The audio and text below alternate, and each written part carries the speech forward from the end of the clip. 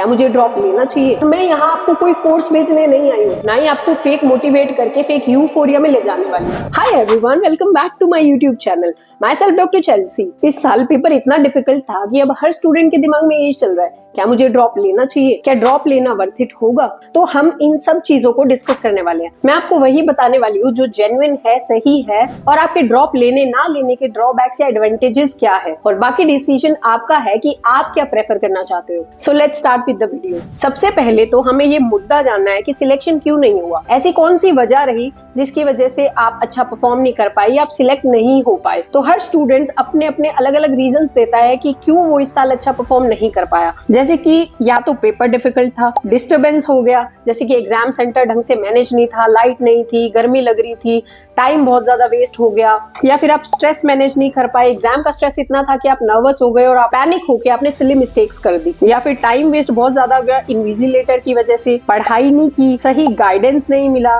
Batch ही गलत ले लिया, या लेट रियलाइज हुआ। पूरे साल हम मौज मस्ती करने में बिजी रहे, लास्ट में हमें रियलाइज हुआ कि अरे एग्जाम भी था, हमें तो पढ़ना भी था। सॉरी। तो ऐसे भी बहुत सारे स्टूडेंट्स हैं और सबकी अपनी अपनी वजह रही होगी। अब वजह चाहे जो भी रही हो, हमें उसको पीछे छोड़ के अब ये देखना है कि आगे क्या करना है। अब चाहे तुम ड्रॉप ले रहे हो या ड्रॉप नहीं लेने का मन है, सबसे पहले आपके पास इस सवाल का जवाब होना चाहिए कि What you are exactly planning to do this year?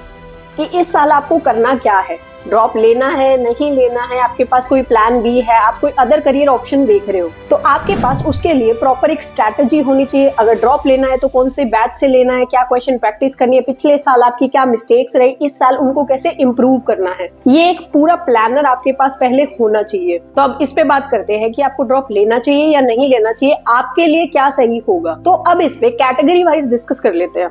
अगर आप जनरल ओबीसी स्टूडेंट हो और आपका स्कोर इस साल 450 से कम है, और अगर SC ST से बिलोंग करते हो और आपका 350 से कम स्कोर आ रहा है, और इन दोनों केसेस में आपका अगर फर्स्ट या सेकंड अटेम्प्ट है, तो हमारे पास दो ऑप्शंस होते हैं कि या तो मुझे डॉक्टर ही बनना है, या फिर कोई प्लान बी है कि आप कोई अदर करियर ऑप्शन चूज करना चाहते हो, आप स्ट्रीम चेंज करके कोई और फील्ड में जाना चाहते हो, या किसी और एग्जाम की तैयारी करना चाहते हो। तो दैट्स कंप्लीटली योर कॉल कि आपको क्या करना है, और ये आपको पहले से डिसाइड करना पड़ेगा। और अगर आपने सोच ही लिया है कि मुझे तो डॉक्टर ही बनना है, चाहे कुछ हो जाए, तो आपको इस चीज के लिए रेडी रहना पड़ेगा, इधर बेस्ट और वर्स्ट, कि चाहे कैसी भी कंडीशन आ जाए, पेपर हार्ड हो, डिफिकल्ट हो, आप अपनी तरफ से बेस्ट दोगे, आप अपना 100% दोगे, क्योंकि आप किस माइंडसेट में हो ये सबसे ज्यादा इंपॉर्टेंट है। और आपका डेडिकेशन, आपका फोकस ही डिसाइड करेगा आपके करियर को। तो ड्रॉप लेने या ना लेने से पहले अपने माइंड में ये क्लियर रख लो कि आपको करना क्या है। और उसके बाद जिन स्टूडेंट्स के 3 अटेम्प्ट या 3 से ज्यादा अटेम्प्ट हो चुके हैं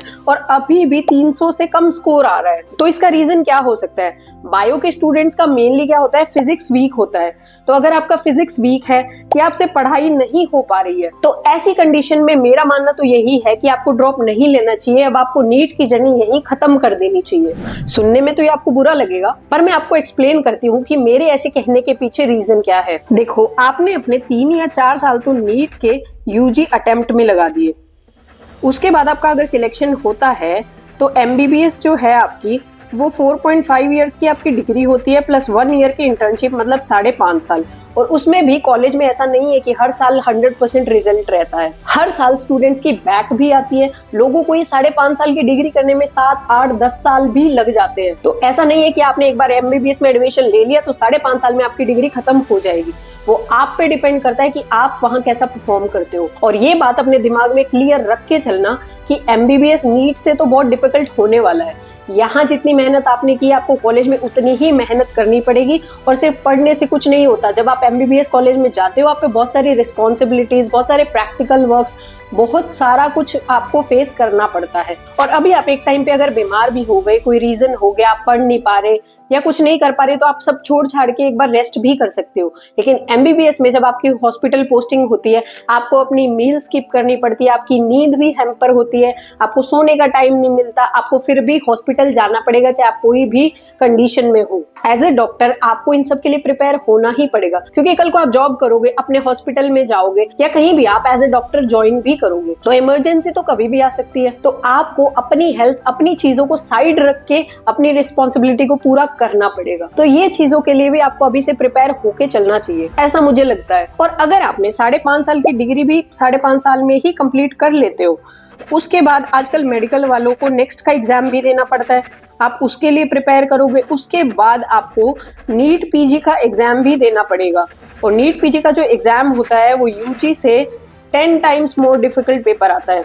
और उसके बाद अगर 2 से 3 अटेम्प्ट आपको नीट पीजी क्रैक करने में भी लग जाते हैं तो 11.5 साल, और 3 साल की आपकी पीजी 15.5 साल। और उसके बाद आजकल तो पीजी के बाद भी सुपर स्पेशलाइजेशन भी इंट्रोड्यूस हो चुका है। तो एक बार आप अगर एमबीबीएस में मेडिकल लाइन में घुसते हो तो आपके कम से कम 15 से 20 साल का तो गया। आपको इतने साल का अपना डेडिकेशन और इतना टाइम आपको इसमें इन्वेस्ट करना पड़ेगा, उसके बाद आप एक स्टेबिलिटी पे पहुंच पाओगे। तो अगर आप इन सब चीजों के लिए रेडी हो तो आप डेफिनेटली ड्रॉप ले सकते हो। और अब कुछ स्टूडेंट्स ये सोचते हैं कि हम तो पार्शियल ड्रॉप ले लेंगे, और जिन स्टूडेंट्स को पार्शियल ड्रॉप का मतलब नहीं पता उन्हें मैं ये बता दूं कि पार्शियल ड्रॉप का मतलब होता है कि या तो हमने इस साल बीडीएस, बीएमएस या बीएचएमएस इन सब में से कोई कॉलेज ले लिया, या बीएससी में भी एडमिशन ले लिया, और साथ साथ हम नीट की तैयारी भी कर रहे हैं कि अगर नीट में सिलेक्शन हो जाता है तो हम अपनी इस डिग्री को छोड़ के अपने एमबीबीएस को कंटिन्यू करेंगे।